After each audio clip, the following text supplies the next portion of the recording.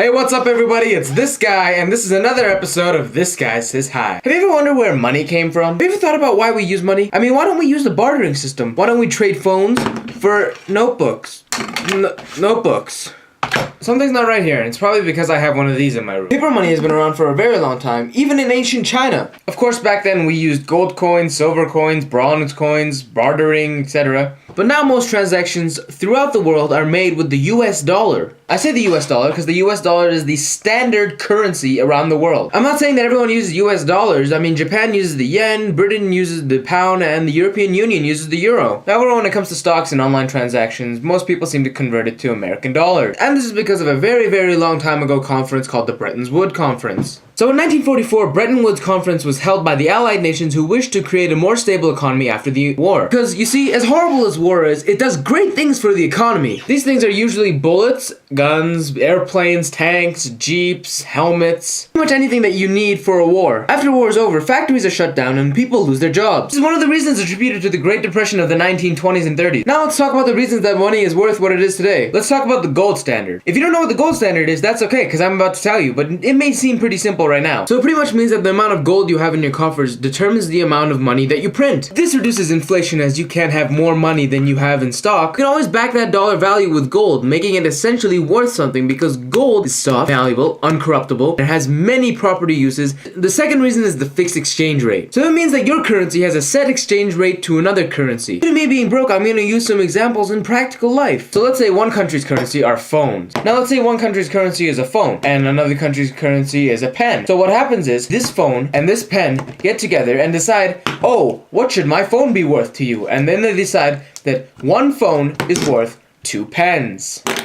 This rate will never change because one phone will always be worth 2 pens no matter what's going on in the world. Now, of course, since then we've moved on to the floating exchange rate where one phone can be worth 2 pens or 2 phones can be worth 1 pen. It all depends on the economy, the stock exchange, and a bunch of other factors that I don't want to get into. So why are things worth what they are today? But why is a car worth something? Because it gets you places faster, you can get to places you've never been before. Why is gas worth something? Because you need it to fuel your car. Why is coffee worth something? It wakes you up in the morning. Why do you have to pay for electricity? Because you need it. Everything has an inherent value in the world, but what decides what the dollar value is? For example, if a phone costs $100, why is it worth $100 in the first place? Why is its texting, calling, smartphone capabilities worth $100? Who decided that $100 was worth the features? Likewise with a car, who decides that $30,000 is worth a car? See, that's where society comes in. The only reason money is worth something is because of the people's value of it. If society decided that dollars were useless and that we should be trading donkeys instead, donkeys will become valuable and they'll be our currency. See, with the bartering system, we had a perceived value. I needed something to write with, so I needed a pen. And you needed something to text with, so you had a phone. Now let's say our needs switch. I need to text someone and you need to use a pen. You have a phone and I have a pen. This is more valuable to me because I need it. It has something I need. And this is more valuable to you because you need it. This is something you need. Now, of course, in real life, the way it works is that this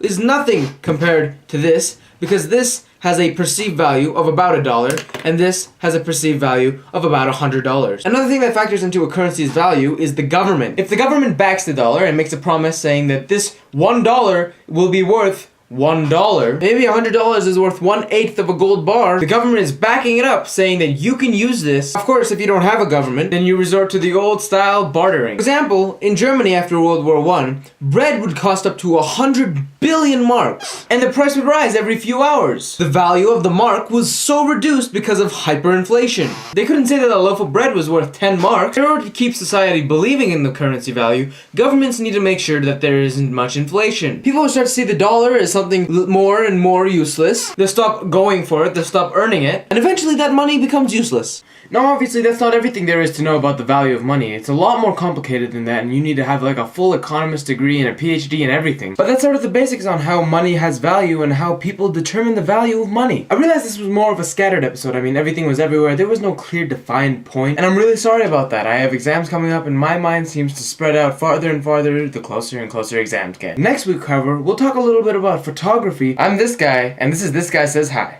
Thanks for watching, guys.